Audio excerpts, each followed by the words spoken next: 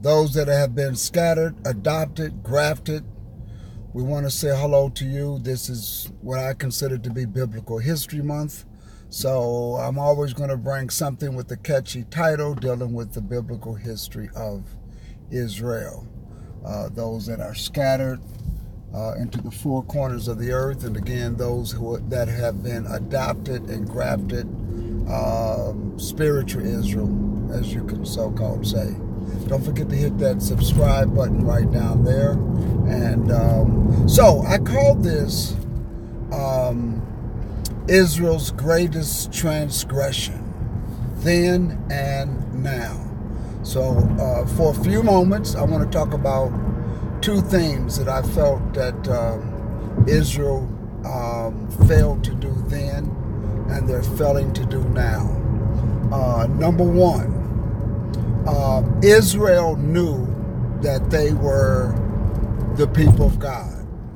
They knew that the oracles were given to them. They knew that they had a mission for that. They were supposed to be a light to all of the other nations. They were supposed to show what it is like in a blessing standpoint of serving the Most High and being blessed because of the covenant agreement, being blessed in so much that everything they touch, everything that they do, they would always be successful as a nation. Here's what Israel did. Two of their greatest transgressions. Number one, they knew who they were. They took that for granted, and they served other gods, which was one of the first things that the Most High told them. Do not have any other gods before me. And that's what they did. So, good morning to you. So one of the transgressions that Israel did was they knew they were the people, and they felt good about it because they had a covenant agreement that was written by the finger of the Most High. They knew because they witnessed the voice, they heard the voice from the mountain. And they even told Moses, hey, we don't want to ever hear that again. Let him go through you and talk to you. We don't want to ever experience this horrific presence. And it wasn't horrific as if it was terrible. It was just frightening because they've never seen anything like that. So what Israel did, they decided to transgress against God by making other gods, worshiping other gods, knowing who they were, taking advantage of who they were. And when he says, do not have no other gods before me, they did. And once they did that, that was the greatest transgression. Now that was then. How is Israel doing that today? When you come into the knowledge of who you are as Israel, and you still are celebrating other gods like the Christmas tree, when Jeremiah the 10th chapter says, learn not the way of the heathen, for one go into the forest, cut down a tree, stand it upright, fasten it with nails, deck it with silver and gold, Christmas tree. When you go, when over in Jeremiah, when he says, don't bake the hot bun cakes, you know, that's Easter, and giving homage to Astarte, the queen of heaven, which is the fertility goddess, which is the bunny rabbit laying eggs, and you bring that in on the resurrection of what you consider Easter. That is a transgression. And that's what Israel did then, and people are doing it now. They're doing it right now today. Okay, so when you do that, Israel has not changed. It's, you know, people are awakening up, but they still want to serve other gods like they did then. When you are worshiping on Sunday, Sunday is the worship of the sun. Emperor Constantine brought it in to religion, to mingle it.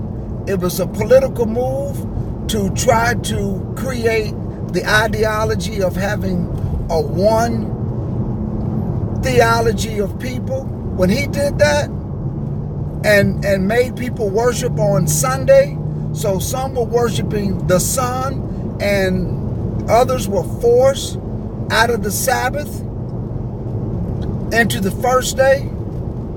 That is what Israel did then, and Israel is still doing it today.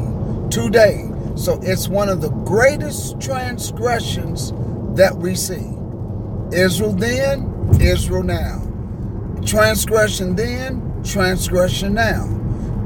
Because what Israel did, they just refused to separate themselves. Knowing who they are, they refused to separate themselves from the other gods. Okay? So that's one. The other one I want to talk about is Israel's job was to take this message, take this culture, this way of living to the other nations. Okay? Now, I'm going to give two scriptures for some of my Hebrew Israelite brothers out there that don't want to let anybody else come into being an Israelite. And they don't want to take this message to anybody. They feel like that only Israel is going to receive salvation. I'm going to give you two scriptures, and I'm going to prove a point to you. Exodus 12th chapter, verse 49. Numbers the 9th chapter, verse 14. In both of those scriptures, it's dealing with the Passover. Now, before I go into that scripture, let me lay some groundwork. Israel had not been separated from into two different nations, the North Kingdom, the Southern Kingdom. They had not been separated into being Judah and Israel. 3 tribes one way, 9 tribes the other way. That had not happened when this scripture in Exodus, the 12th chapter, verse 49, and Numbers, the 9th chapter, verse 14, had been given. And I use that to give you that background because there's a word stranger in both of those scriptures. So let me let you know what both of those scriptures say in the summary. Israel was given the feast days according to Leviticus, the 23rd chapter. The Passover was what, and the feast days and the Sabbath is what separated Israel from all the other nations. Because the Sabbath, according to Exodus 31 and 13, is a sign between us and the Most High. The Sabbath is how you know who the people of the Most High are. And his feast days. What the Most High told Israel was, if any stranger wants to do this and keep this feast, the same ordinance and preparation and the same law that's for you, they must do also. It's applicable to them as well, meaning there was a preparation process, and I won't go into that now, but there was a preparation process for the males. So he says, if anybody who's a stranger, well, the only strangers of Israel then was people who were not Israel. And what Israel was supposed to do is what they're not doing now or then, is that they were supposed to bring other people into the kingdom of being Israelites. They failed then because, how did they fail then? Instead of being leaders, they became followers. Instead of letting people see the light and seeing Torah and seeing their culture, what the Most High told them to do in their infinite stages was not to marry into those other nations. Why? Because you're too young of a nation. And you might go over there and your sons and your daughters may marry their sons and daughters, and you may pick up their habits. So he knew that. He gave them that instruction and they didn't do it. So what they did, instead of being the head, they became the tail. Instead of becoming the leader, they became the follower. Instead of becoming teachers, they became the student. Instead of giving people the Torah, the commandments, the statutes, the feast days, the holy days, they kept other people's holidays. Okay? We had holy days. The world had holidays. And Israel followed after them. So instead of bringing people into the fold, then they failed miserably. And it was okay to bring people into the fold back then because of those two scriptures, Exodus 12 and 49, Numbers 9 and 14. Strangers on the outside were allowed to come in to be a part of Israel. Now, how are we feeling that today? Now, well, whenever you're on the street corner and whenever you're telling people that you cannot become an Israelite, and Israel is the name of the Most High. That's his name. And what he wants Israel to do is to bring other people to be adopted. You may be natural, but he wants people to be adopted and grafted into the fold. And Israel is failing today. They failed to do it then because they took on the practices of everybody else, and they're failing now today because you come into the knowledge of who you are and you have what I call post-stress slavery syndrome or post-traumatic slavery syndrome, and you're angry because you found out who you were, and so now you don't want to bring nobody in. Okay? You failed then and you failing now. Your job is to teach and bring people into the knowledge of the truth. And let me say this, based upon those two scriptures, I don't care if they're white America, Chinese America, I don't care if they're Russian, Chinese, Japanese, African, Hamites, I don't care who they are.